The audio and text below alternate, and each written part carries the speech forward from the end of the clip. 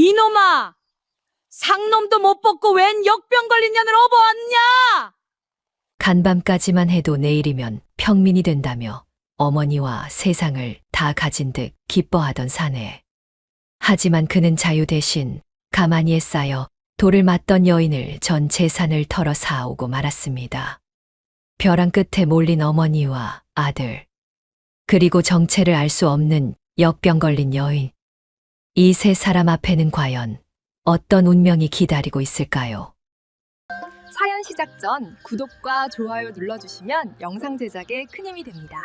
이야기 시작합니다. 옛날 옛적 강원도 깊은 산자락에 먹골이라 불리는 작은 마을이 있었습니다. 그 먹골에서 가장 시커먼 얼굴을 가진 사내가 있었으니 이름하여 돌쇠였습니다. 이마부터 턱 끝까지 손등에서 손가락, 마디마디까지 20년 세월이 새긴 숯검정이 살갗 깊숙이 박혀 있었지요. 씻고 또 씻어도 지워지지 않는 그 검정은 단순한 때가 아니었습니다. 노비로 태어나 노비로 살아온 세월의 무게였고, 단 한 번도 자신의 것이라 부를 수 없었던 날들의 흔적이었지요. 돌쇠의 나이 35, 두 손은 바위처럼 딱딱하게 굳어 있었고, 등줄기는 숯가마의 열기가 뼈에 스며든 듯 항상 뜨끈하게 달아 있었습니다. 돌쇠는 먹골 숯가마의 노비였습니다.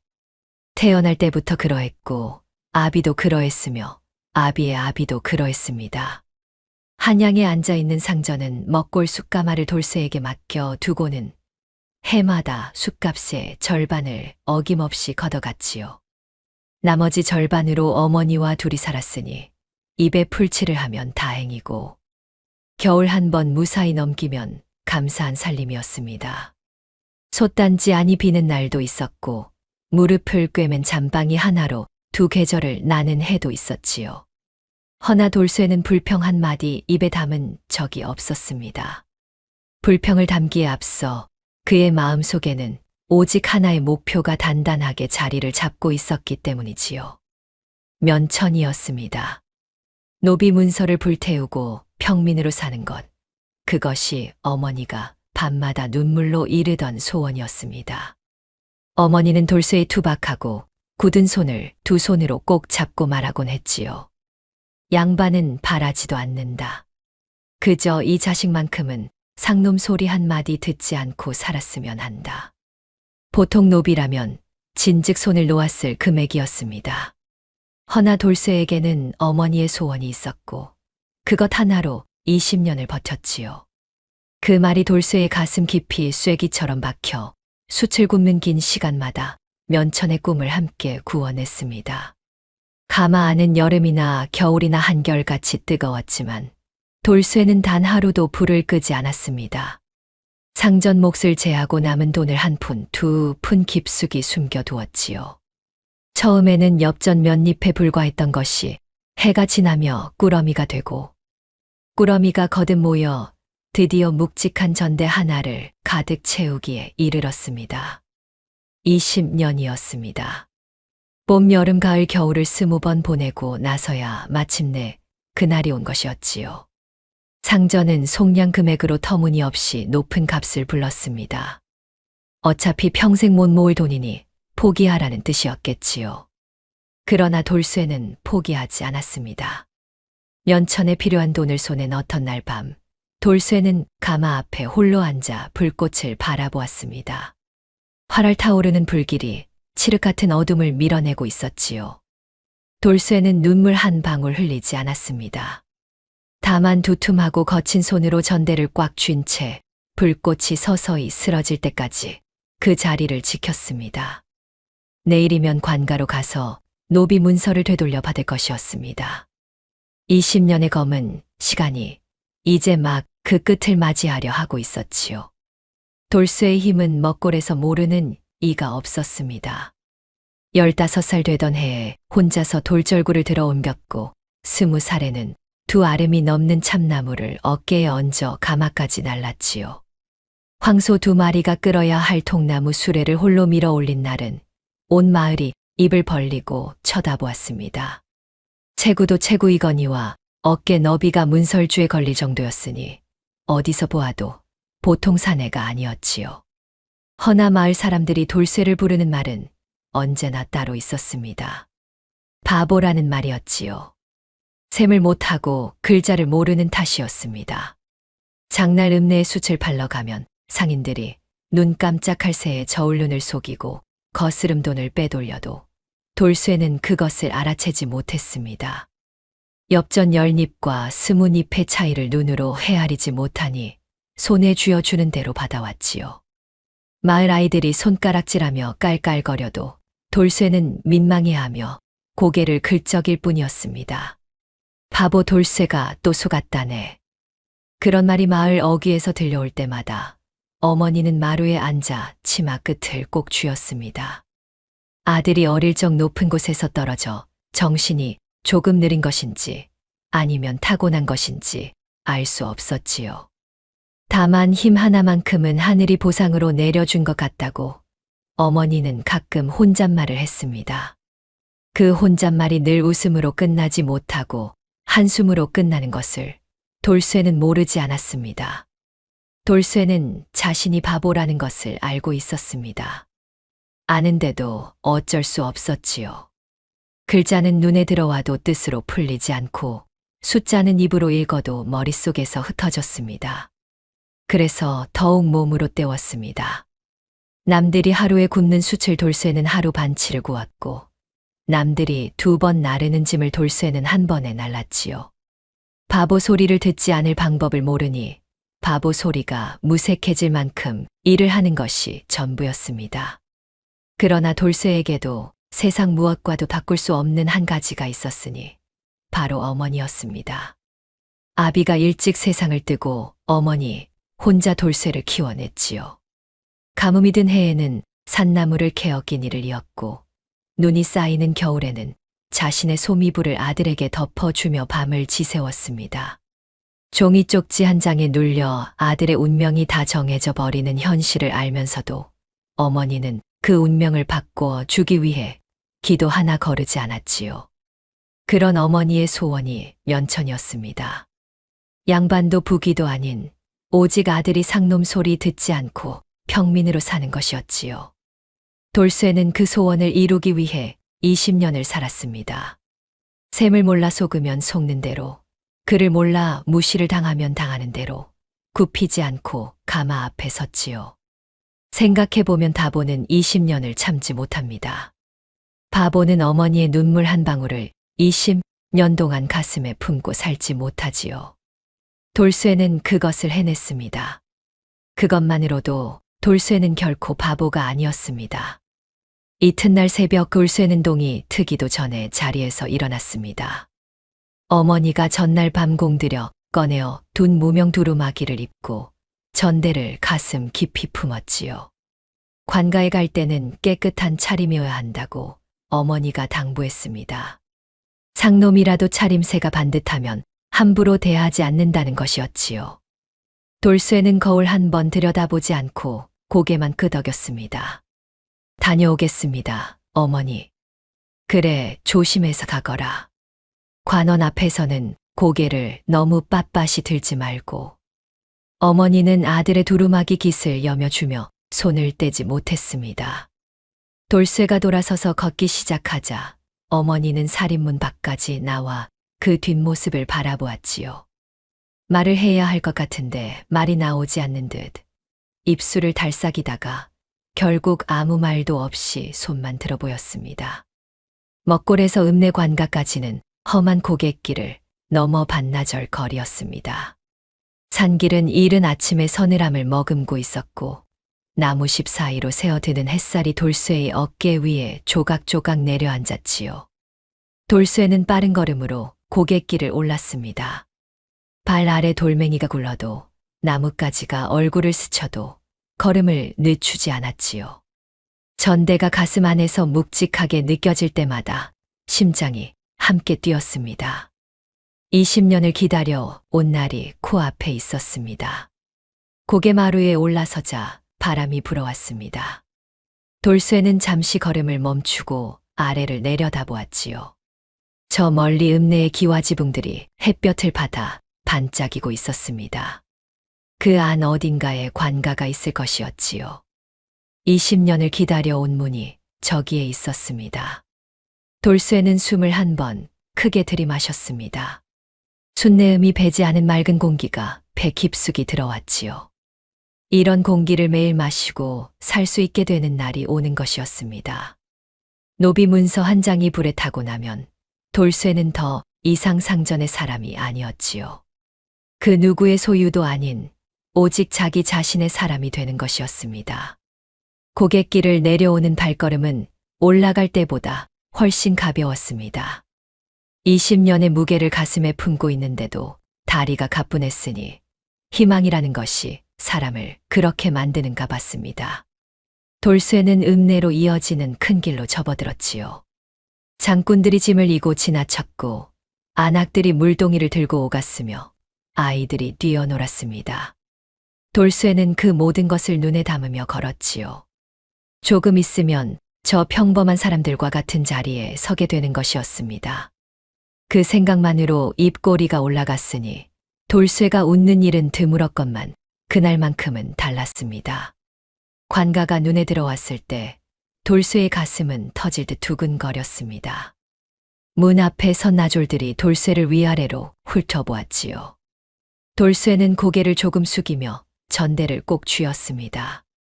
오늘 20년이 끝나는 날이었습니다. 관가 문 앞에서 두 걸음을 때려던 순간 저 아래 마을 입구 쪽에서 고함 소리가 터져 나왔습니다. 처음에는 그냥 지나치려 했지요. 읍내에서 소란이야 드문 일이 아니었으니까요. 허나 소리가 그치기는커녕 점점 더 커지고 굵어졌습니다. 돌쇠는 발걸음을 멈추고 소리가 나는 쪽으로 고개를 돌렸지요. 마을 어귀 쪽에 사람들이 몰려 있었습니다.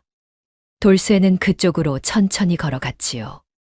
가까워질수록 코를 찌르는 냄새와 함께 사람들이 저마다 소매로 코를 막고 있는 것이 보였습니다. 가운데에는 헌가마니 하나가 놓여 있었지요. 그 안에 무언가가 있었습니다. 아니, 누군가가 있었습니다. 역병이야, 역병. 온 마을에 퍼지기 전에 빨리 처리해야 해. 옳소, 저것을 이대로 두었다가는 우리 식구들까지 다 죽어. 산에 묻어, 산채로 묻어버려. 사람들은 가만히를 향해 돌을 집어 던지고 있었습니다. 던지다가 멈추고 멈추다가 또 던졌지요. 누군가는 손에 삽을 들고 있었습니다. 관가에 알렸다가는 마을 전체가 봉쇄될까 두려워 관원도 부르지 않고 주민들끼리 사사로이 처리하려는 것이었지요. 돌쇠는 멈추어 섰습니다. 가만히 한 귀퉁이가 찢겨 있었고 그 틈으로 무언가가 보였지요. 손이었습니다. 굉장히 가느다란 손, 온몸에 붉은 반점이 돋아있는 여자의 손이었습니다. 그 손이 가만히 틈 밖으로 조금 나와 있다가 돌이 날아들자 다시 안으로 움츠러들었지요. 역병 걸린 거 건드리지 마라. 같이 죽으려고.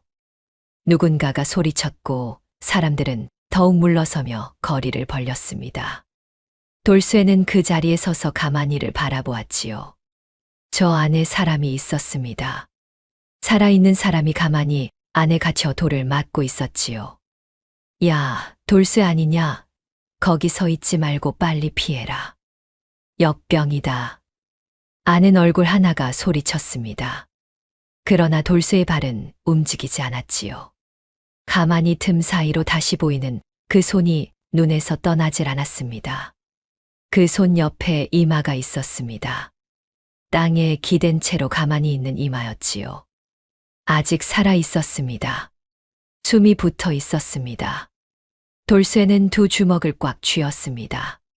가슴 안에 전대가 묵직하게 출렁였지요. 가만히 틈으로 새어나오는 울음소리가 돌쇠의 발을 붙들었습니다. 높지도 않고 크지도 않은 그저 가늘게 새어나오는 울음이었지요. 살려달라는 말 한마디조차 없었습니다. 소리치면 돌이 더 날아올까 두려운 것인지 아니면 이미 살기를 포기한 것인지 알 수 없었지요. 서럽고도 잦아드는 그 울음은 죽음을 기다리는 자의 소리였습니다. 돌쇠는 차마 발길을 돌릴 수가 없었지요. 사내의 눈앞으로 이상한 것들이 스쳐 지나갔습니다. 어머니의 얼굴, 20년의 가마불, 밤마다 꺼내어 세던 엽전 꾸러미, 관가 문 앞에서 두근거리던 자신의 가슴. 그 모든 것이 한꺼번에 떠올랐다가 가만히 아내 울음소리에 밀려 흩어졌습니다. 돌쇠는 품 안으로 손을 집어넣었습니다. 전대가 손에 잡혔지요. 20년이 담긴 무게가 손바닥 위에 내려앉았습니다. 잠시 그 무게를 느꼈지요.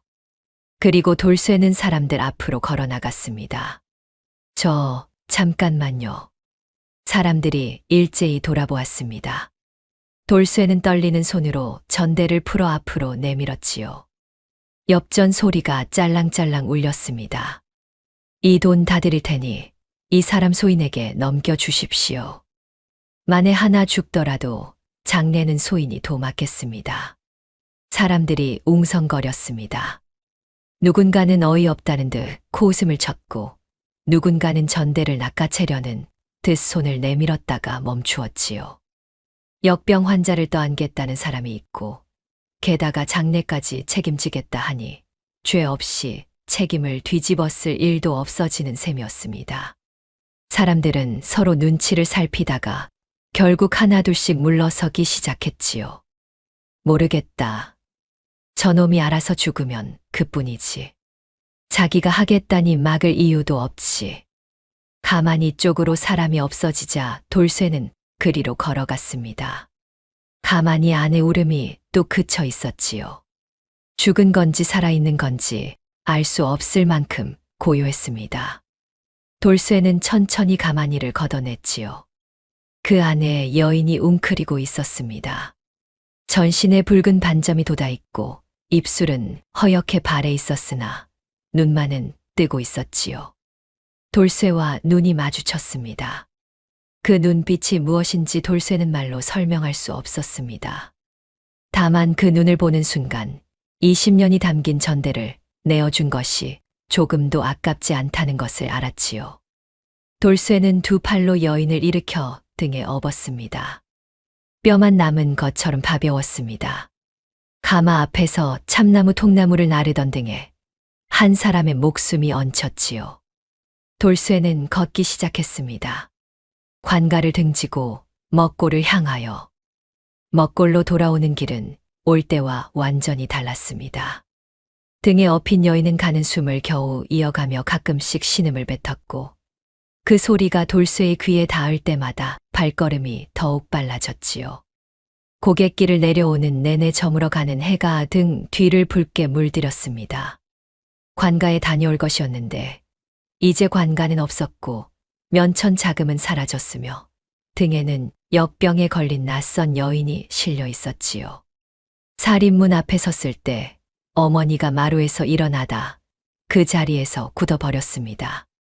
아들의 등 뒤에 얹힌 것이 무엇인지 알아본 순간 어머니의 얼굴에서 핏기가 가셨지요. 손에 들고 있던 대바구니가 마당에 떨어졌습니다. 그리고 어머니는 그대로 주저앉았지요. 돌쇠는 여인을 방 한 귀퉁이에 조심스럽게 눕혔습니다. 그리고 마당으로 나와 어머니 앞에 무릎을 꿇었지요. 어머니는 눈을 감고 있었습니다. 기절한 것이었지요. 한참 뒤 어머니가 눈을 떴습니다. 돌쇠는 고개를 숙인 채로 말했지요. 어머니, 죄송해요. 제 자유 대신 저 여인의 눈물을 샀습니다. 한동안 아무 소리도 없었습니다. 어머니가 천천히 아들을 바라보았지요. 그러더니 손을 번쩍 들었습니다.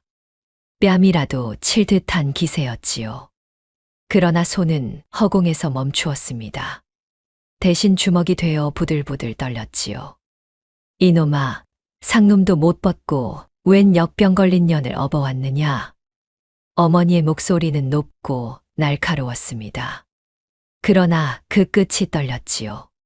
주먹이 내려오며 그대로 아들의 어깨를 툭 쳤습니다. 한 번, 두 번, 세 번. 힘없이 내려오는 그 손이 돌쇠의 어깨를 치다가 결국 그 어깨 위에 얹혀버렸지요. 어머니는 손을 올린 채로 고개를 떨구었습니다. 말이 없었습니다. 소문은 이미 마을에 퍼져 있었습니다. 해가 지기도 전에 마을 사람들이 돌쇠의 집 앞에 몰려들었지요. 살인문에는 금줄이 쳐졌습니다.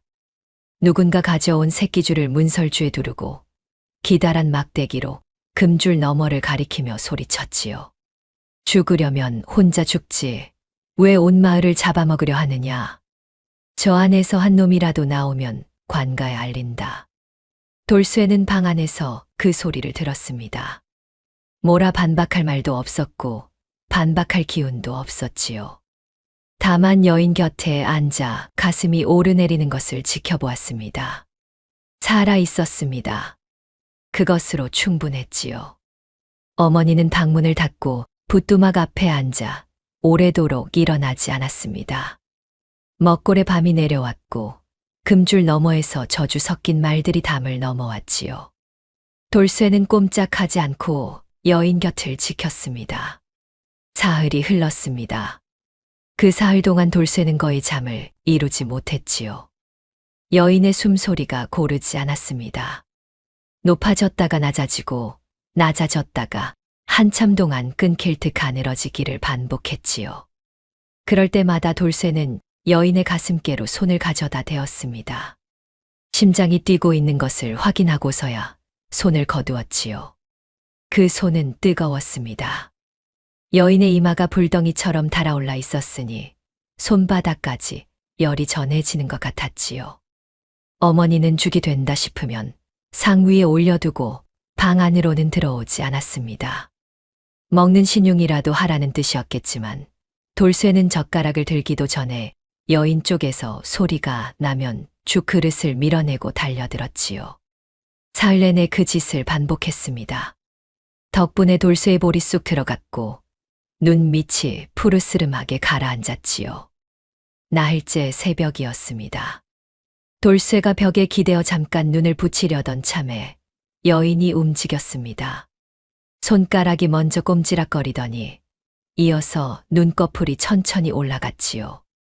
돌쇠는 눈을 번쩍 떴습니다. 여인이 천장을 보고 있었습니다. 입술이 조금 벌어졌지요. 산초를 가져오시오. 목소리는 모래를 씹은 것처럼 거칠고 낮았습니다. 그러나 또렷했지요. 돌쇠가 가까이 다가가자 여인은 고개를 옆으로 돌렸습니다. 눈이 마주쳤지요. 환기도 함께. 돌쇠는 멍하니 서 있었습니다. 역병으로 죽어가던 사람이 눈을 뜨더니 약재 이름을 대고 있었지요.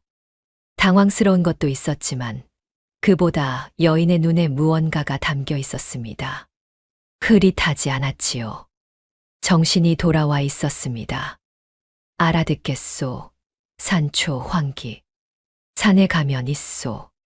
돌쇠는 고개를 끄덕였습니다. 그리고 날이 밝기도 전에 산으로 올라갔지요. 산초를 찾고 환기 뿌리를 캐는 동안에도 손이 떨렸습니다. 여인이 눈을 떴다는 것이, 말을 했다는 것이 이름 모를 기쁨으로 손끝까지 번졌지요. 약재를 가져오자 여인은 몸을 조금 일으키고는 다리는 방법을 알려주었습니다. 얼마만큼의 물에 얼마나 달여야 하는지, 색깔이 어떻게 변할 때 불을 줄여야 하는지를 짧은 말로 끊어가며 일렀지요. 돌쇠는 아궁이 앞에 쪼그리고 앉아 시키는 대로 하였습니다. 약이 끓는 냄새가 방 안으로 퍼졌지요. 그렇게 여인의 지시가 시작되었습니다. 처음에는 명령에 가까웠지요. 아프고 약한 사람이 맞는가 싶을 만큼 목소리에 힘이 있었습니다. 돌쇠는 이상하다 싶으면서도 시키는 대로 했지요. 이 여인이 어떤 사람인지 아직 알지 못했지만 자신보다 무언가를 훨씬 더 많이 알고 있다는 것만은 분명했으니까요. 보름이 지났습니다. 여인은 날이 갈수록 안색이 밝아졌고 숨소리도 고르게 가라앉았지요. 붉은 반점이 사그라들고 부어있던 얼굴의 윤곽이 서서히 드러나기 시작했습니다. 돌쇠는 약을 다리고 물을 갈고 이마에 열을 식혀가며 그 변화를 날마다 눈으로 확인했지요. 어느 날 저녁 여인이 약사발을 다 비우고 나서 처음으로 긴 말을 꺼냈습니다. 이제 제가 누구인지 말씀드려야 할 것 같소. 돌쇠는 대답 대신 아궁이 앞에 앉아 귀를 기울였습니다. 여인의 이름은 설이었습니다. 한양 내의원에서 의녀로 일하던 사람이었지요. 궁중 약재를 다루고 의원들의 진료를 보조하는 것이 설이의 소임이었습니다. 약에 대해서라면 누구보다 밝았고 사람의 몸이 어떻게 움직이는지도 깊이 알고 있었지요. 그런 설이가 화를 자초한 것은 단 한 번의 목격이었습니다. 어느 늦은 밤 약재 창고를 지나던 설이는 영월사또 강만호가 창고 안에서 무언가를 꺼내는 것을 보았지요. 조심스럽게 엿보니 나라에 상납하기로 된 귀한 약재들이 강만호의 수하 손에 하나씩 들려 나가고 있었습니다. 초우와 바나 그리고 값비싼 약재 꾸러미들이었지요. 설이는 그 자리에서 몸을 감추었지만 이미 늦었습니다. 강만호의 눈이 설이를 스쳐갔지요. 그 이후였습니다. 설이에게 원인 모를 증상이 생기기 시작한 것이. 처음에는 손발이 저리고 다음에는 피부에 붉은 반점이 돋았지요. 내의원의 다른 의녀들은 무서워 가까이 오지 않았고 상관들은 역병이라며 설이를 내몰았습니다. 내의원에서 쫓겨나기 전날 밤 설이는 강만호가 창고에서 꺼내어 들던 초우와 바나를 떠올리며 자신의 증상을 하나씩 맞추어 보았지요. 독의 정체를 짐작할 수 있었습니다. 그것이 설이가 살아남은 첫 번째 이유였지요. 강만호 사또가 저를 죽이지 않은 것은 내의원 의녀가 갑작스레 죽으면 오히려 조사가 뒤따를 것을 두려워했기 때문이요. 역병으로 꾸며 쫓아내는 것이 그로서는 가장 안전한 방법이었겠지요. 설이는 담담하게 말했습니다. 그러나 두 손은 무릎 위에서 꽉 쥐어져 있었지요. 돌쇠는 한동안 말이 없었습니다. 셈도 못하고 글도 모르는 사내가 이렇게 복잡한 이야기를 다 이해할 수 있을지 스스로도 몰랐지요. 그러나 한 가지는 알았습니다. 이 여인은 억울하게 쫓겨난 것이었고 가만히 안에 갇혀 돌을 맞아야 했던 이유도 죽음 문턱까지 간 이유도 모두 그 하나의 목격 때문이었다는 것을요. 그 사또라는 작자가 낭자를 그리 만들었단 말이오? 설이는 고개를 끄덕였습니다. 돌쇠는 아무 말도 하지 않았지요. 다만 아궁이 안의 불을 바라보았습니다. 불이 소리 없이 타고 있었지요. 한 달이 되어갈 무렵 설이가 스스로 방문을 열고 마당으로 나왔습니다. 처음 이 집에 들어온 날로부터 꼭 28회째 되는 날이었지요. 돌쇠는 아궁이 옆에 쪼그리고 앉아 약재를 다듬다가 인기척에 고개를 들었습니다. 서 있었습니다. 설이가 스스로의 두 발로 땅을 딛고 서 있었지요. 돌쇠는 약재를 손에 쥔 채 그대로 굳어버렸습니다. 처음 봤을 때는 가만히 틈으로 허연 손만 보았고 그 다음에는 부어있고 달아오른 얼굴만 보았지요. 보름 넘게 이마에 열을 식히고 약사발을 들이밀었지만 그 얼굴이 이렇게 변할 것이라고는 상상도 하지 못했습니다. 반점 하나 없이 맑아진 피부, 가지런히 내려앉은 머리칼, 야위었으나 흐트러짐 없는 자태. 먹골 산골에서는 아니 그 어디에서도 쉬볼 수 없는 얼굴이었지요. 돌쇠는 눈을 어디 두어야 할지 몰랐습니다. 약재를 보다가 아궁이를 보다가 결국 땅을 보았지요. 숯가마 앞에서 평생을 보낸 사내가 이토록 당황한 것은 처음이었습니다. 이 여인이 살아날 것이라는 믿음은 있었지만 이런 얼굴로 살아날 것이라는 생각은 하지 못했지요. 돌쇠는 헛기침을 한 번 하고 다시 약재 쪽으로 시선을 내렸습니다. 설이는 그런 돌쇠를 보았지요. 그러고는 천천히 마당 한가운데로 걸어 나갔습니다. 다리가 아직 온전하지 않았지요. 발걸음이 조금 느렸습니다. 그러나 멈추지 않았지요. 마당 한가운데에 서서 하늘을 올려다보았습니다. 맑은 날이었지요. 구름 한 점 없는 가을 하늘이 높고 푸르게 열려 있었습니다. 설이는 한참 그 하늘을 바라보았습니다. 눈이 조금 붉어졌지요. 한양 내의원에서 쫓겨나던 날 밤을 생각했는지 가만히 안에서 돌이 날아오던 것을 생각했는지 아니면 그 사이에 어느 밤을 생각했는지 알 수 없었습니다. 다만 서리는 그 하늘 아래에서 오래 서 있었지요. 그러고는 눈을 내리고 돌쇠를 향해 돌아섰습니다. 돌쇠가 고개를 들었지요. 그대. 처음 쓰는 호칭이었습니다. 돌쇠는 그 말에 어깨가 굳었지요. 그대 덕에 살았소. 돌쇠는 뭐라 말하려다가 입을 다물었습니다. 고맙다는 말을 들을 자리가 아닌 것 같았지요. 자신이 한 것이라고는 약재를 날라 오고 불세기를 맞추고 곁에 앉아 있었던 것뿐이었으니까요. 그것이 대단한 일이라는 생각은 없었습니다. 그것은 낭자가 혼자 이겨낸 것이요. 서리는 잠시 돌쇠를 바라보았습니다. 그러고는 한 걸음 앞으로 나오며 말했지요. 그대가 버리신 자유보다 100배 큰 세상을 제가 드리겠소. 돌쇠는 무슨 말인지 얼른 알아듣지 못했습니다. 서리의 얼굴은 진지했지요. 농담이 아니었습니다. 소인은 의녀였소. 약을 알고 사람의 몸을 알고 세상이 어떻게 돌아가는지도 조금은 아오.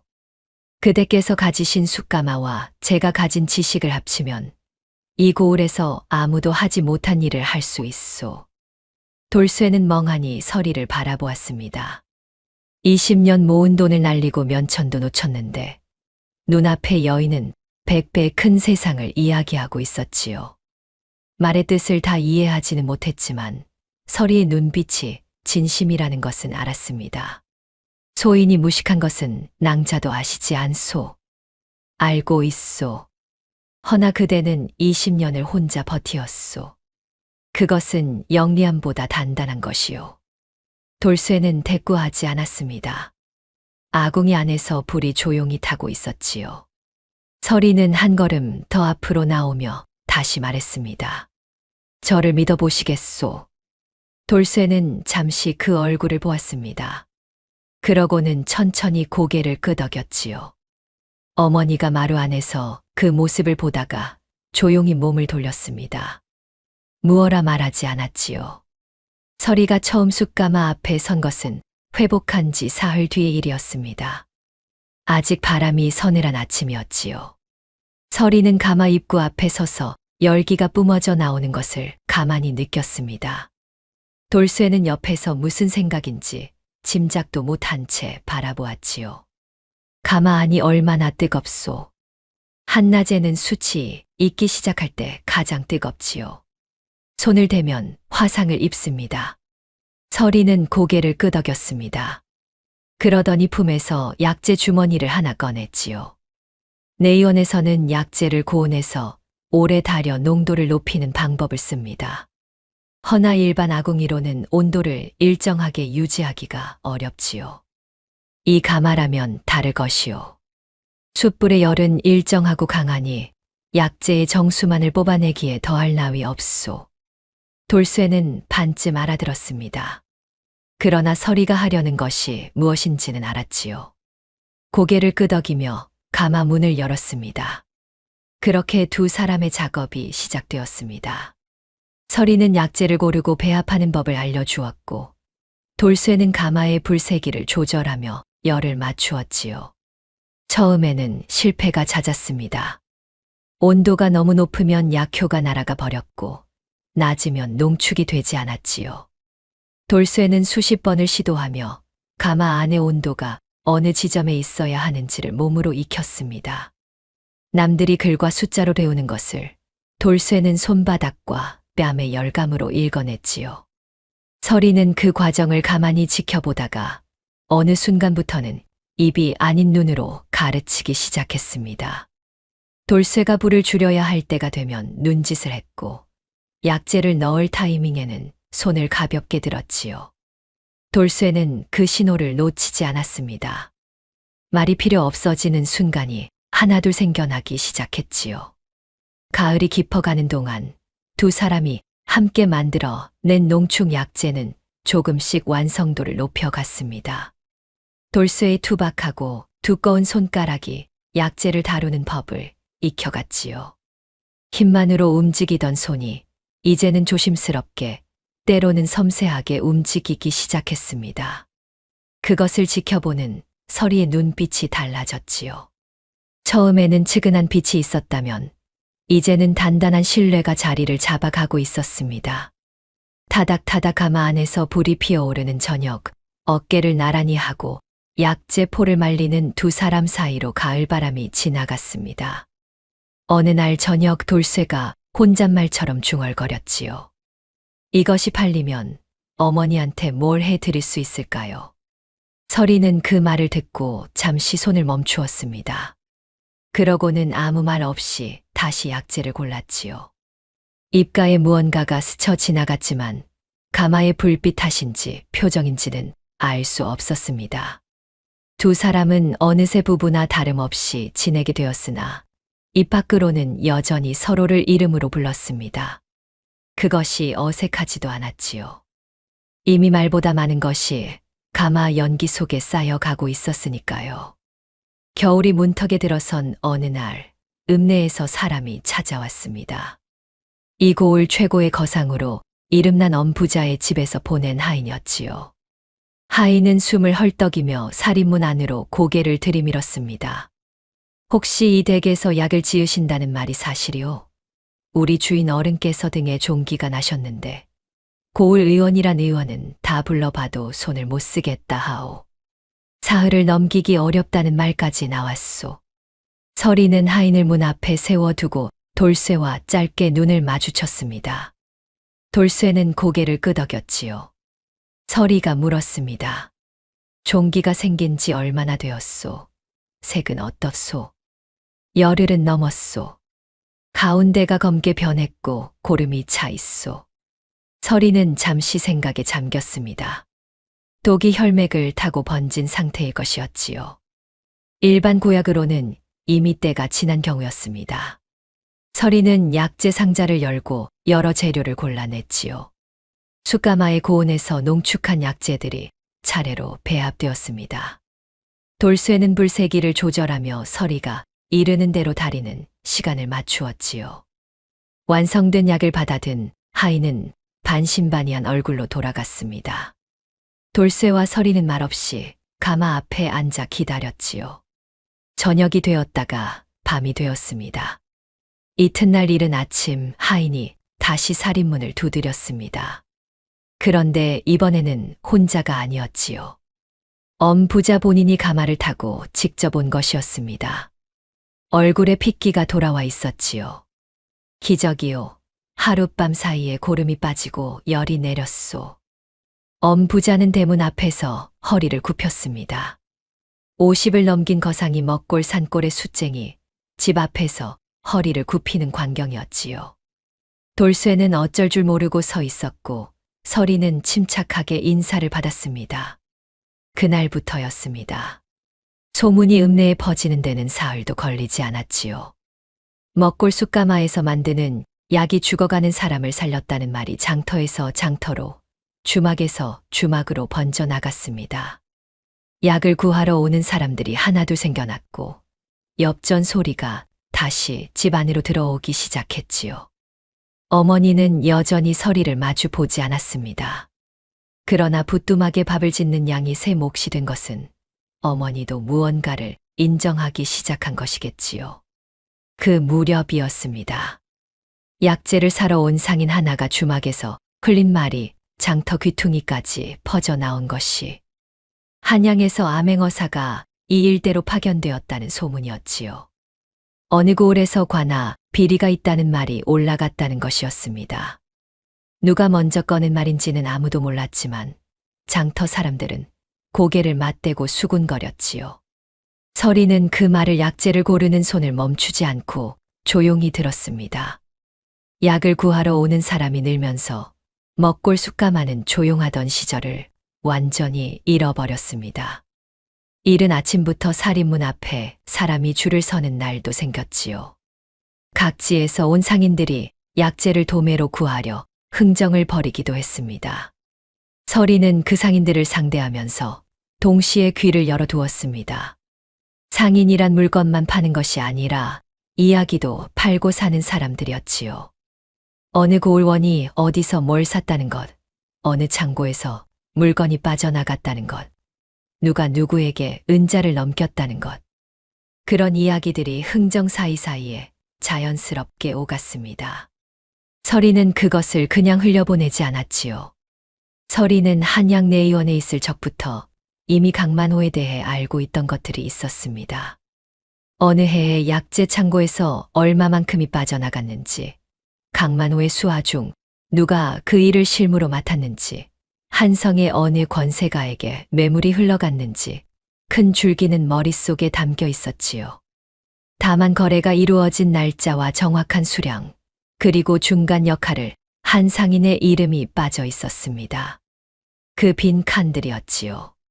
상인들의 입에서 흘러나오는 수량과 지명과 이름이 바로 그 빈 칸을 하나씩 채워나갔습니다. 강원도 어느 양령시에서 거래된 초우의 양이 관하 기록의 2배라는 말, 영월에서 내려온 짐꾼이 한성까지 별도로 짐을 날랐다는 말, 그 짐을 받은 집이 판서 아무개의 후원이었다는 말. 서리는 그것들을 차곡차곡 모았지요. 문제는 기록이었습니다. 서리는 그를 알고 있었으나 혼자서 장부를 쓰기에는 사람들의 눈이 너무 많았지요. 약재를 고르는 척, 상인과 흥정을 하는 척하면서 머릿속에 담아두었다가 밤에 혼자 등잔 앞에 앉아 글자를 눌러 적었습니다. 날짜 옆에 이름, 이름 옆에 물건, 물건 옆에 수량. 그것이 쌓이자 한 장이 되고 한 장이 거듭 모여 두루마리 하나가 채워져 갔지요. 어느 밤 돌쇠가 등잔 옆에서 서리가 글을 쓰는 것을 보다가 물었습니다. 그 글자들이 다 뭐요? 서리는 붓을 내려놓고 두루마리를 반쯤 말았습니다. 나중에 쓸 것들이요. 지금은 묻지 마시오. 돌쇠는 더 묻지 않았지요. 다만 서리가 밤마다 등잔을 끄지 않고 앉아 있다는 것, 그 눈빛이 약재를 다룰 때와는 또 다른 날카로움을 가지고 있다는 것을 알아챘습니다. 이 여인이 단순히 살기 위해 이 집에 있는 것이 아니라는 것을 돌쇠는 말로 설명할 수 없어도 어렴풋이 느끼고 있었지요. 두루마리는 서리가 깊숙이 감춰두었습니다. 약재 창고 가장 깊은 곳, 오래된 도간에 싸서 넣어두었지요. 무언가를 기다리는 것처럼 그 장부는 그 안에서 조용히 익어가고 있었습니다. 처음에는 서리가 먼저 꺼낸 말이 아니었습니다. 돌쇠가 먼저 부탁했지요. 어느 날 아침 약재 꾸러미에 이름표를 붙이다가 돌쇠가 멈추었습니다. 손에 붓이 들려 있었지요. 서리가 써준 글자를 보며 그것을 꾸러미에 옮겨 적으려 했는데 손이 움직이질 않았습니다. 보이는 것을 그대로 흉내내는 것조차 되지 않았지요. 글자가 그림처럼 보일 뿐이었습니다. 돌쇠는 붓을 내려놓고 서리를 보았습니다. 낭자, 소인에게 글자를 가르쳐 줄 수 있소. 서리는 잠시 돌쇠를 바라보았습니다. 그러고는 자리를 잡고 앉았지요. 어디서부터 시작하겠소? 가장 쉬운 것부터요. 그날 저녁부터 시작되었습니다. 서리는 약재 이름 중에서 가장 짧고 단순한 글자부터 골랐지요. 황기, 당귀, 감초. 돌쇠는 붓을 쥐고 서리가 먼저 쓴 글자를 따라 썼습니다. 손이 뜻대로 움직이지 않았지요. 거칠고 딱딱하게 굳은 손가락이 붓대를 꽉 쥐어버리는 바람에 획이 뭉개졌습니다. 서리는 그것을 보며 돌쇠의 손을 잡아 힘을 빼는 방법을 알려주었지요. 숯가마에 불 넣을 때하고 다료. 힘이 아니라 무게로 쓰는 것이요. 돌쇠의 손 위에 서리의 손이 얹혔습니다.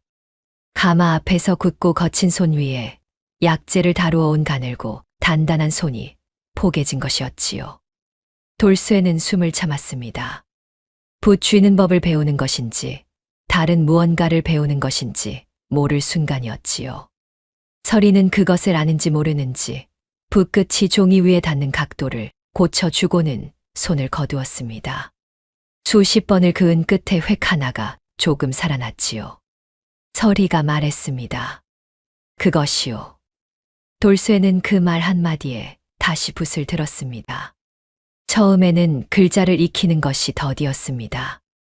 약재 이름 5개를 외우는데 사흘이 걸렸지요. 그러나 한 가지를 완전히 익히면 다음 것은 조금 빨랐고 그 다음 것은 또 조금 더 빨라졌습니다. 이름을 알고 쓸 수 있게 되자 수량을 숫자로 적는 법도 배웠지요. 10잎, 20잎을 눈으로만 세던 것이 이제 글자로 옮겨졌습니다. 어느 날 밤이었습니다. 서리가 잠든 뒤 돌쇠는 혼자 등잔 앞에 앉았지요. 종이를 펼치고 붓을 들었습니다. 그러고는 천천히 2 글자를 눌렀었지요. 돌쇠. 자신의 이름이었습니다. 삐뚤었습니다. 획이 고르지 않았지요. 그러나 그것은 분명히 돌쇠였습니다. 그 2 글자를 한동안 내려다보았습니다. 평생 이 이름으로 불렸지만 이름을 눈으로 본 것은 처음이었지요. 마을 사람들이 바보라 부르고 상전이 하찮게 여기던 그 이름이 자신의 손에서 나온 글자로 종이 위에 있었습니다.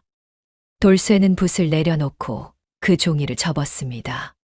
버리지 않았지요. 품 안에 넣었습니다. 이튿날 아침 돌쇠는 스스로 약재 꾸러미에 이름을 적고 수량을 기록해 서리에게 내밀었습니다. 서리가 하나하나 확인했지요. 틀린 것이 없었습니다. 서리는 고개를 들고 돌쇠를 바라보았지요. 말 없이 고개를 끄덕였습니다. 그 끄덕임이 어머니의 칭찬보다 마을 어른의 인정보다 크게 느껴졌습니다. 세상이 바보라 부르던 사내가 이제 자신이 만드는 것에 이름을 붙이고 셈을 하고 있었지요. 그것이 대단한 일인지 아닌지는 몰랐습니다. 다만 어제의 자신이 하지 못했던 것을 오늘의 자신이 하고 있다는 것만은 알았지요. 돌쇠는 그날 이후 밤마다 등잔을 끄지 않았습니다. 배운 글자를 처음부터 다시 써 내려갔지요.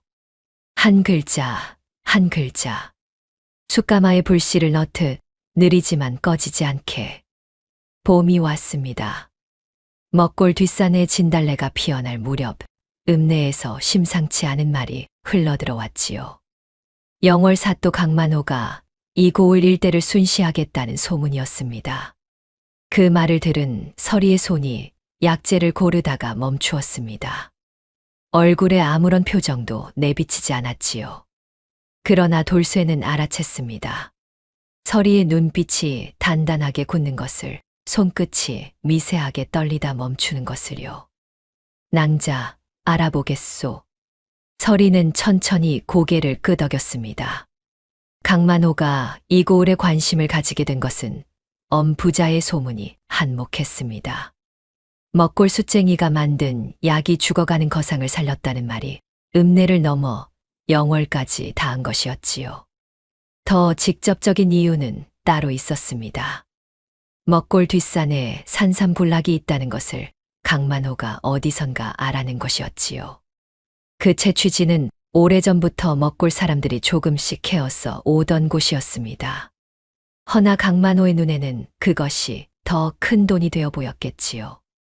강만호가 관속들을 앞세우고 먹골에 들어선 날, 마을 사람들은 일을 멈추고 길 양옆으로 물러섰습니다. 돌쇠는 살인문 안에서 그 행렬을 보았지요. 가마 위에 앉은 산에는 살이 올라 있었고 관복이 팽팽하게 당겼습니다. 눈이 좁고 코가 두툼했지요. 어딘가 불쾌한 인상이었습니다. 강만호의 눈이 돌쇠의 집 앞에서 잠시 머물렀습니다. 사또가 가마에서 내려 집 쪽으로 걸어왔지요. 돌쇠는 얼른 살인문 밖으로 나와 허리를 숙였습니다. 내가 약을 짓는 자냐? 그러하옵니다. 사또 나리. 강만호는 집 안쪽을 훑어보았습니다. 마당에 약재가 널려 있고 가마 쪽에서 약 냄새가 흘러나오고 있었지요. 그 시선이 마당 한편에 서 있는 서리에게 닿았습니다. 돌쇠는 숨이 멎는 것 같았습니다. 강만호의 눈이 서리 위에 잠시 고정되었지요. 서리는 고개를 숙이고 있었습니다. 얼굴을 드러내지 않았지요. 강만호는 말했습니다. 산삼 채취지를 관하에서 직접 관리하기로 하였다. 이 고을 일대산에서 나는 산삼은 앞으로 관에 먼저 올려야 하느니라. 부당하다는 것을 알면서도 돌쇠는 고개를 숙인 채 대답했습니다. 분부 받들겠사옵니다. 강만호의 행렬이 지나가고 나서야 돌쇠는 몸을 일으켰습니다. 서리가 천천히 고개를 들었지요. 두 사람은 말없이 서로를 보았습니다. 강만호가 서리를 알아보았는지 아닌지 아직 알 수 없었지요. 그러나 분명한 것은 강만호가 이 일대를 손에 쥐려 한다는 것이었습니다. 그날 밤 서리는 약재 창고 깊숙한 곳으로 가서 독 안에 손을 넣었습니다. 두루마리가 거기 있었지요. 서리는 그것을 꺼내 펼치지는 않고 다시 덮어두었습니다. 아직은 아니었지요.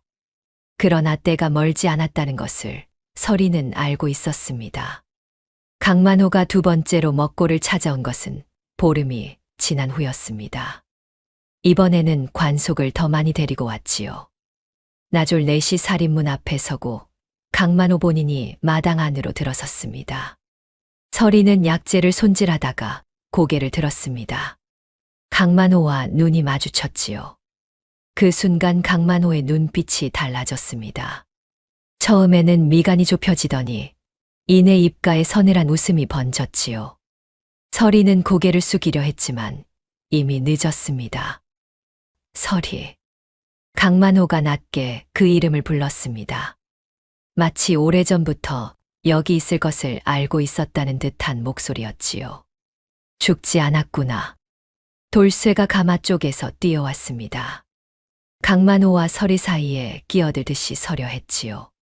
그러나 강만호는 손을 들어 나졸들에게 신호를 보냈습니다. 나졸 둘이 돌쇠의 팔을 양쪽에서 잡았지요. 강만호는 서리를 향해 한 걸음 걸어왔습니다. 역병 환자를 숨긴 죄가 가볍지 않지. 그것도 내의원에서 역병으로 쫓겨난 자를 관해 고하지 않고 숨겨두었으니. 그리고 강만호는 돌쇠를 향해 돌아섰지요. 노비 주제에 관해 명도 없이 역병 환자를 들인 것은 법도를 어긴 것이다. 거기다 상전의 뜻을 거스르고 제 마음대로 행동한 죄까지 더하면 이것은 단순한 위반이 아니지. 돌쇠는 팔이 잡힌 채로 강만호를 바라보았습니다. 뭐라 말하고 싶었지만 무슨 말을 해야 할지 몰랐지요. 법을 아는 사람 앞에서 글도 모르고 셈도 느린 사내가 할 수 있는 말은 없었습니다. 끌고 가라. 나졸들이 돌쇠를 밀쳤습니다. 돌쇠는 버티려 했지요. 힘만으로라면 나졸 넷을 상대해도 지지 않을 자신이 있었습니다. 그러나 서리가 작은 소리로 말했지요. 버티지 마시오. 그 말에 돌쇠는 힘을 풀었습니다. 나졸들이 돌쇠를 살인문 밖으로 끌어냈지요. 돌쇠는 끌려가면서도 서리를 보았습니다. 서리는 강만호 앞에 서서 눈을 내리깔고 있었지요. 떨고 있지 않았습니다.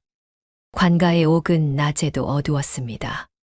창이 없는 돌방에 돌쇠는 홀로 앉혔지요. 20년 전 노비 문서를 쥔 채로 태어난 이래로 이런 곳에 갇히는 것이 어떤 느낌인지는 몰랐습니다. 그런데 이것이 처형으로 이어진다는 것이 머릿속에서 천천히 현실로 내려앉았지요. 면천을 위해 20년을 버텼습니다. 면천 자금을 서리에게 썼습니다. 그리고 이제 노비 신분으로 처형될 위기에 놓였지요. 처음부터 다시 원점으로 돌아온 것이 아니었습니다. 원점보다 더 낮은 곳으로 떨어진 것이었지요. 돌쇠는 두 무릎을 세우고 그 위에 팔을 올렸습니다. 차가운 돌바닥이 엉덩이를 파고들었지요. 어두운 방 안에서 눈을 감았습니다. 서리가 한 말이 귓가에 맴돌았지요. 버티지 마시오. 돌쇠는 그 말의 뜻을 다 이해하지 못했지만 서리가 무언가를 생각하고 있다는 것은 알았습니다. 그 믿음 하나를 가슴에 붙들었지요. 그것 말고는 지금 돌쇠에게 남은 것이 없었으니까요. 강만호가 돌아간 뒤 마당에는 서리 혼자 남았습니다. 나졸들의 발소리가 살인문 너머로 멀어지고 먹골에 다시 고요가 내려앉았지요. 어머니는 부뚜막 뒤에 숨어 있다가 인기척이 사라지자 마당으로 나왔습니다. 서리를 보더니 무어라 말하려다가 멈추었지요. 서리의 눈빛이 울고 있지 않았기 때문이었습니다. 서리는 곧장 약재 창고로 걸어갔습니다. 창고 가장 깊은 곳, 오래된 독 앞에 무릎을 꿇었지요. 독 안에 손을 넣어 천으로 겹겹이 쌓인 두루마리를 꺼냈습니다. 조심스럽게 펼치니 빽빽한 글자들이 등잔 불빛 아래 모습을 드러냈지요. 날짜와 이름과 수량, 그리고 물건의 종류. 강만호가 한성 권세가에게 매물을 상납한 기록, 약재를 빼돌린 경위, 서리 가문을 모함하기 위해 꾸며낸 정황까지 빠짐없이 담겨 있었습니다. 서리는 두루마리를 무릎 위에 펼쳐놓고 처음부터 끝까지 다시 읽었지요. 빠진 것이 없는지, 앞뒤가 맞지 않는 것은 없는지, 한 줄 한 줄 눈으로 짚어 내려갔습니다. 다 읽고 나서 서리는 천천히 두루마리를 말았지요. 문제는 이것을 어떻게 전달하느냐였습니다. 서리가 직접 관가에 들고 갈 수는 없었지요. 강만호의 수하들이 관할을 장악하고 있는 이상 문 앞에서 막힐 것이 뻔했습니다. 관하 담장 너머로 넘기려 해도 안에서 누가 받을지 알 수 없었지요. 서리는 생각을 이어갔습니다. 열하루 전 장터에서 들은 말이 떠올랐지요. 한양에서 이 일대로 암행어사가 파견되었다는 소문. 그 암행어사가 지금 어디쯤 있는지 누구인지는 알 수 없었습니다. 그러나 소문이 장터에 돌 정도라면 이미 이 고을 가까이에 들어와 있을 것이었지요. 마침 이튿날 아침 약재를 사러 오는 상인이 있었습니다. 한성까지 정기적으로 드나드는 약재상으로 서리가 몇 달째 약재를 넘겨온 믿을 만한 사람이었지요. 서리는 그 상인을 창고 안으로 불러들였습니다. 그리고 약재 꾸러미 안에 두루마리를 감추었지요. 겉으로는 당귀 묶음처럼 보이게 천으로 감싸고 꾸러미 안쪽 깊이 밀어 넣었습니다. 이 고을 어딘가에 낯선 선비 하나가 있을 것이요. 관복이 아닌 허름한 유생 차림으로 혼자 다니는 사람이요. 그 사람을 찾거든 이 꾸러미 안에 든 것을 손에 쥐어 주시오. 말은 하지 않아도 돼요. 다만 어디서 왔는지만 알려주시오. 상인은 눈을 껌뻑이며 꾸러미를 받아들었습니다. 서리의 얼굴을 보고 무언가를 짐작했는지 더 묻지 않았지요. 고개를 한번 끄덕이고 창고를 나갔습니다. 서리는 상인의 뒷모습을 바라보다가 창고 문을 닫았지요. 이제 기다리는 것 외에 할 수 있는 것은 없었습니다. 사흘이 지났습니다. 서리는 낮에는 약재를 정리하고 밤에는 잠을 이루지 못했지요. 어머니는 말없이 밥상을 들여다 놓고 나갔습니다. 밥그릇이 그대로 나오는 날도 있었지요. 옥에 갇힌 돌쇠가 어떻게 지내는지 알 방법이 없었습니다. 끼니는 주는지, 찬 바닥에서 자는지, 강만호가 형문을 내리지는 않는지. 나흘째 되는 날 아침이었습니다. 먹골 어귀에서 사람들이 술렁이는 소리가 들렸지요. 서리는 살인문을 열고 나갔습니다. 읍내 쪽에서 말발굽 소리가 가까워지고 있었지요. 관가 쪽에서 나졸 하나가 뛰어왔습니다. 얼굴이 허옇게 질려 있었지요. 암행어사 출두요. 그 한마디가 먹골 마을 전체에 쩌렁쩌렁 울렸습니다. 관아 안은 순식간에 뒤집혔지요. 암행어사는 마패를 꺼내어 관아 문 앞에서 높이 들었습니다. 유생 차림을 벗고 나온 그의 눈은 차갑고 빠르게 움직였지요. 관아 안을 훑었고 대청에 앉아있던 강만호를 향해 곧장 걸어 들어갔습니다. 강만호는 자리에서 일어나려다가 그대로 굳었습니다. 마패를 알아보았기 때문이었지요. 영월 사또 강만호. 본관은 임금께서 내리신 어명으로 이 고을 일대를 조사하러 왔소. 움직이지 마시오. 암행어사의 수행원들이 관아 곳곳을 장악했습니다. 강만호의 수하들은 어쩔 줄 몰라 하다가 하나둘 물러섰지요. 암행어사는 품에서 두루마리를 꺼냈습니다. 서리가 약재 꾸러미 안에 감추어 보낸 그것이었지요. 그것을 탁자 위에 펼쳤습니다. 강만호의 얼굴에서 핏기가 달아났지요. 이 장부에 적힌 것이 사실이라면 당신은 나라의 약제를 빼돌리고 죄 없는 의녀를 도구로 내쫓고 한성의 권세가들에게 뇌물을 상납한 것이요. 그중 어느 하나라도 부인하겠소. 강만호는 입을 열었다가 닫았습니다. 장부에 적힌 수량과 날짜는 강만호 자신이 아니면 알 수 없는 것들이었지요. 반박할 수가 없었습니다. 이것은 조작이요. 어디서 온 장부인지도 모르면서 암행어사는 흔들리지 않았습니다. 조작 여부는 본관이 가려낼 것이요. 강만호를 포박하라. 나졸들이 달려들었습니다. 강만호는 버티다가 결국 두 팔이 뒤로 묶였지요. 그 시각 옥문이 열렸습니다. 돌쇠가 밖으로 나왔지요. 눈이 빛에 적응하지 못해 잠시 눈을 가렸습니다. 찬 돌방에서 나흘을 있었던 사내가 햇볕 아래 섰지요. 수행원 하나가 다가와 말했습니다. 암행어사 나리의 명으로 풀어드리는 것이요. 돌쇠는 관아 마당에 서서 하늘을 올려다보았습니다. 구름이 흘러가고 있었지요. 대청 안에서 강만호가 소리치는 소리가 들렸습니다. 그러나 그 소리는 이미 힘을 잃어 있었지요. 서리가 관아 입구에 서 있었습니다. 돌쇠와 눈이 마주쳤지요. 서리는 말하지 않았습니다. 다만 고개를 한번 끄덕였지요. 돌쇠도 말하지 않았습니다. 걸어가서 서리 옆에 섰지요. 두 사람은 나란히 강만호가 끌려 나오는 것을 바라보았습니다. 먹골 뒷산에서 바람이 내려왔지요. 봄이 깊어가고 있었습니다. 암행어사의 조사는 열흘 남짓 이어졌습니다. 관아 창고가 열렸고 장부가 꺼내졌으며 강만호의 수하들이 하나씩 불려 들어갔지요. 서리가 적어둔 두루마리의 내용은 거짓이 없었습니다. 약재 창고에서 빠져나간 물량과 관아 장부에 기록된 수량이 맞지 않았고 한성으로 내려간 짐꾼의 행적이 증언과 일치했지요. 강만호의 수하 중 하나가 결국 모든 것을 실토했습니다. 강만호가 어떤 경로로 약재를 빼돌렸는지, 누구에게 건넸는지, 서리를 어떤 방식으로 내쫓았는지가 낱낱이 드러났지요. 서리는 암행어사 앞에 불려나가 진술을 했습니다.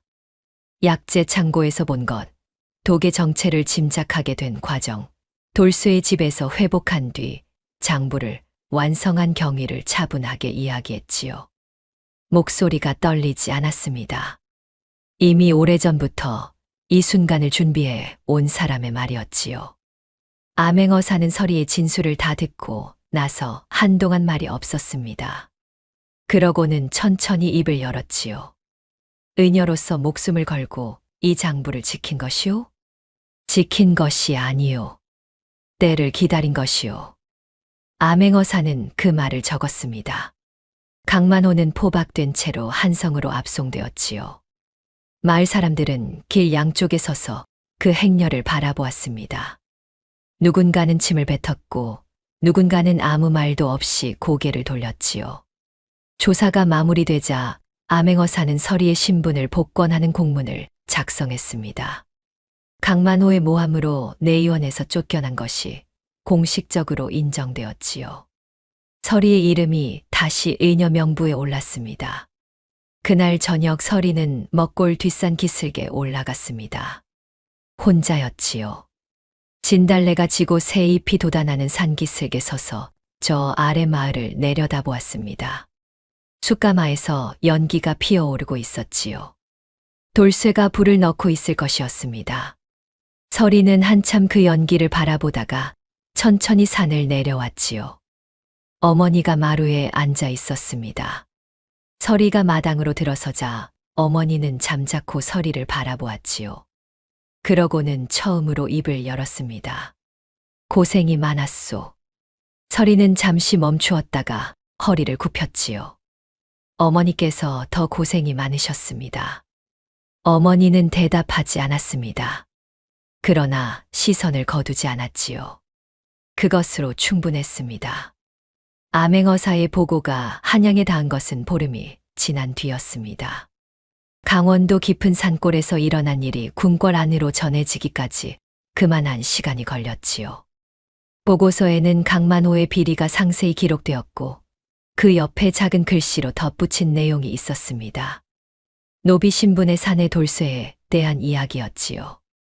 역병으로 죽어가던 여인을 20년 모은 면천 자금으로 구해냈고 전염을 무릅쓰며 간호하였으며 나라의 비리를 밝히는데 결정적인 역할을 한 의녀를 살아남게 했다는 것이었습니다. 암행어사는 보고서 말미에 짧게 썼지요. 이런 사람을 노비로 묶어두는 것은 나라의 손실이옵니다. 임금이 그 보고서를 읽었습니다. 한 번 읽고 내려놓았다가 다시 펼쳤지요.